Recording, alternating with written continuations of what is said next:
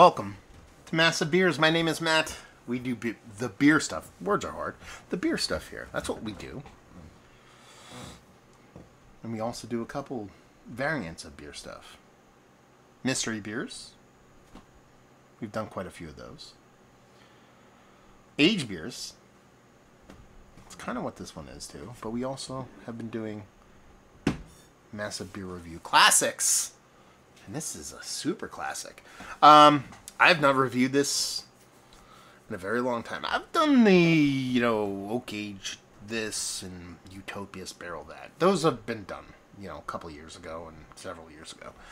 But as far as original worldwide, Dogfish had a worldwide Imperial Stout if you aren't up to speed on what this is. 9 years, almost to the day. I reviewed this in August 9th, I think it was 2014. This is the 12th of 2023. I saw this on a shelf, and I said, that is a classic. We should review it. We are here reviewing it. That's how this works. And we're also doing old beer, vintage beer, because this is a 2019 bottle. That's how we roll out here. PA, New Jersey. There's just dusties of random stuff like this laying around all the time. Anyway, let's dive into this sucker. Worldwide Imperial Stout. Or just Worldwide Stout. I added Imperial for my own stuff. Danger Cap. I don't remember the last Danger Cap I had from Dogfish Head. A very dark beer brewed with a ridiculous amount of barley. End of sentence. That's all they gave me there. What's this ABV on this? I gotta know. Oh, they don't tell you. That's right, I forgot. They kind of... I think it's kind of like a Danger Cap, at least it used to mean. I think it was 15% north is when it gets these kind of fluorescent Danger, what is it, safety green or safety yellow, I think is what that color is technically. And they don't really tell you the ABV. I think these usually flutter right around 18% alcohol by volume. It says age as well. Let's hope it does. And that's it. Classic. I mean, this is their newer labeling of this, but the classic kind of Dogfish Head style with the cap and the embossed kind of bottle, the whole nine. And what's the specific date in this sucker? This was bottled on the April 23rd, 2019. 1,300 hours, I believe. So, yeah. Let's dive in this sucker. Let's do it to it. This glass is a little funky. It's worldwide. We could pour it into a rusty... I was going to say a rusty trombone. We're not pouring it into that. Pour it into something weird, and it'll still be good. Look at that carbonation, man. Nice. So, I did the label. Even if it is the rebrand. I like the classic better, but yeah. And as far as beers go, that is dark. It's not motor oil. It didn't tumble out of the glass and is very thick kind of murk, but I mean, that's a big, rich, dark, old stout. Has a nice kind of malt ball colored head. Classic to me of a big, old Imperial Stout. Yeah. Let's see what the nose knows. And that's that thing, man. The one thing about Worldwide, which I've always been a fan of, and I think if you go back and watch my original review, I haven't watched it, but I'll almost guarantee I say this. It is the most barrel-aged, non-barrel-aged stout in history. It's always given me boozy, but like liquor boozy notes on it. It very much smells, to me, like it's hit Spirit Barrel. Very much so. And that's what we're getting here. You're getting that big pop of heat, or perception of a big beer. I should put it that way, because a couple of years on it, especially at this ABV, it's probably not going to be as aggressive as we think. But it has this nice, rich, almost like cherry-like bourbon-esque kind of thing going on with it. And outside of that, once you get past that, it is just malt on malt on malt. You're just getting these nice, rich, sweet, sticky maltiness. But there's a bittering there, too. You can tell there's a big roasty component to it, too. So it's like almost like it wants to be hair on fire roasty, but since they have to do this level of malt, this level of attenuation at this ABV level, the sweetness is going to take over. There's nothing you can do about it. Conversely on that is that you have to have this be ultra, ultra roasty. Otherwise, it's just sweet on sweet on sweet. So on a nose, what I get, knowing this is just a straight up malt bomb of beer, it smells like a beautiful barrel-aged stout. That's how it comes off to me, and the nose always has, and I hope it always does. Let's just dive in. Cheers, y'all.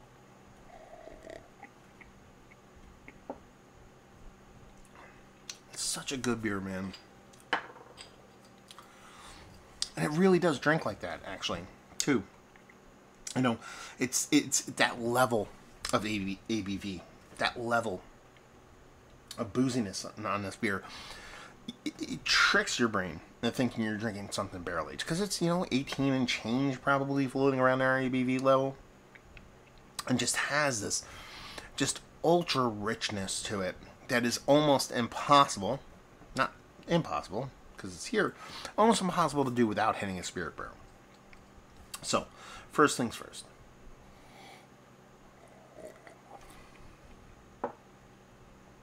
mouthfeel. I mean, it's a combination. First thing that hits you, mouthfeel, boozy.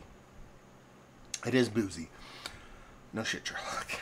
You know what you're getting yourself into with this beer. We can just gloss past that because we're like, you know, I really like this beer, but it's boozy. Well, fucking, do you hate the roller coaster because it goes up and down and swirls around? You're fucking riding this ride. Get on it and enjoy it. So, that booziness in the mouthfeel, it has this density, it's stickiness, but without being thick. You know, all these kids talk about the C's and the thicks and the fine. I talk about it. What am I saying, kids? This is thick, but not in that kind of way. It doesn't have that kind of 5C thick kind of going on. It's very much, you know, I talk about this a lot when it comes to like big barrel aged beers and stuff like an adulty kind of sweet, an adulty kind of thick. You know, where it has this density to it, but at the same time retains its drinkability. It pulls off that very, very fun trick.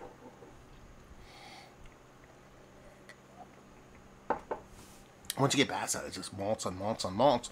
But since it does have this high ABV, it's a bit boozy. It does have a decent amount of bittering. Hard to find because it is that sweet, but it's there. My brain immediately switches to barrel-aged. It's a barrel-aged beer. You're drinking a big, huge, rich barrel-aged beer. And that's the coolest trick of all. Because it's not. You know, it's not. But it mimics it so well. It's hard, at least for me, it's hard for me not to go to that mindset when it comes to this beer. And I think that's one of the reasons why it's always been something that I've really enjoyed, or really coveted, really, you know, sparsely drank. You know, I haven't had one of these, I can't tell you in how long, probably at least the base version, 4, 5, 6 years. I think it's meant to be cherished and enjoyed.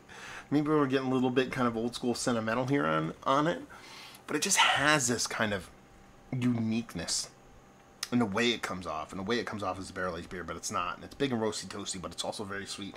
It's hyper aggressive in certain areas and very, very gentle in others. And I'm sure, you know, having, you know, several years on this has tempered some of that, but I also think it brings a little bit more to the table because with a little bit of age, you get a subtle oxidation. Oxidation gives you a little bit of dryness. That mimics wood, so you get like a tanniny thing that kind of elevates it even more to something that's mimicking a barrel-aged thing. Listen, I love this beer. I think that's pretty readily apparent in this video. But I think it's really, really underappreciated. You know, Dogfish Head was very much, you know, punk rock. You know, when it comes to what they did, you know, whether it be this or 120, for me, it trickles down to Old School and a lot of their other beers. And, like some punk bands, or more specifically, I would say more like metal bands, like, let's talk metal, Metallica, you know, they decided to be popular, or they got popular and decided that was okay with them. Not shitting on anybody's yums. And they just, you know, they do what they do now. They do Dogfish Heady things, which is you know, sell the company for one, but have Sam kind of talk about, you know, beer and weather forecast style videos about this and that and the other thing about, you know, low ABVs, this and whatever. And it used to be such a, we do, how do I say it? They would do weird shit, but they didn't do weird shit for the sake of doing weird shit. They did weird shit because it was, they were making tasty beer. It just happened to be that it was a weird or unique process in which they followed. And now it feels like they're just trying to do weird shit because they're Dogfish Head and they're expected to do weird shit. You know, and it's like the tail wagging a dog kind of thing at this point. But the one great thing about them is it seems like they're all their old school beers, which I keep saying old school, which is actual beer they make that I can't find anymore, and I don't know why. Did they stop making it? Please bring it back. I don't know where it is. Anyway, it seems like a lot of their old school beers have not changed at all. I'm saying that with the utmost happiness and respect. It seems like 120 worldwide, all these Danger Cat beers and some of the older school beers are just, I don't think, again, perceptions change, palates change, your taste change, all those things change. I don't think you can go, I think if you went back and you drank this several years ago, a 3-year-old bottle, I think you're getting much the same experience. And that, I think, is super fucking cool. Like, super duper cool.